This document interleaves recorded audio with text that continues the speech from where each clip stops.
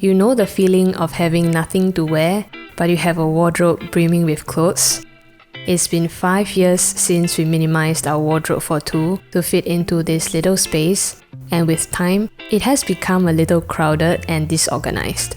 It's about time to do a round of stock taking, so come along as we show you the process we use to declutter our wardrobe. For this round of decluttering, we decided to be thorough because we don't want to miss out forgotten pieces of clothing that have been taking up space in our drawers rent-free. To help us make better decisions, we came up with a 3-step process. First, for each piece of clothing, we'll consider the occasion we're most likely to put it on. Then, we have 2 criteria. 1 is how frequent that occasion is, and 2 is if we had a choice, would we be happy to reach for that piece of clothing?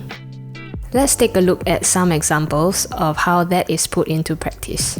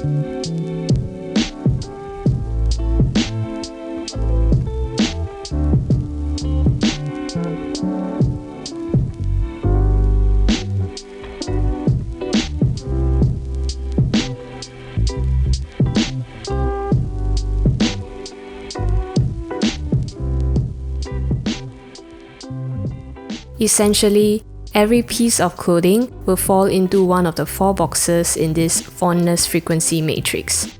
Think of clothes you're fond of and wear frequently as having the highest priority, whereas clothes you don't really enjoy and are not frequently worn as having the least priority.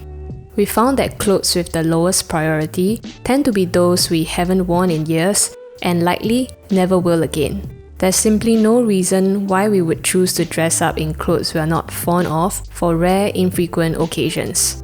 In almost all cases, we find these to be easy decluttering decisions as they have no place in our wardrobe. What about clothes we may not fancy but are required frequently, like innerwear?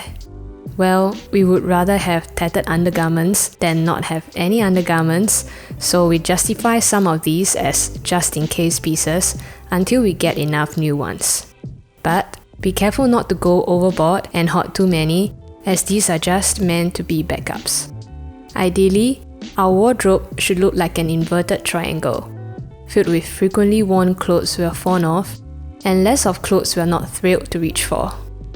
But when we have a wardrobe that's out of balance, an upright triangle instead of an inverted triangle, that's probably when we'll have the feeling of having nothing to wear. Final result of our decluttering. our wardrobe is leaner and cleaner, and I can more clearly identify what my wardrobe is missing, which will help me make better purchase decisions in the future. Through this exercise, I realized there were clothes I thought I was fond of, but realistically are pieces that would never get their turn. I also rediscovered rarely worn pieces because I always thought I had nothing to pair them with. But with the help of my fashion advisor and his creative suggestions on mixing and matching, there are actually pieces I would happily reach for. Turns out, our wardrobe is a healthy inverted triangle, and I do have something to wear after all. If your wardrobe is due for a round of decluttering, try out this simple fondness frequency matrix. Hopefully, it'll work for you as well as it did for us. What's your biggest challenge in keeping a minimalist wardrobe? Join in the comments and we'll see you in the next one.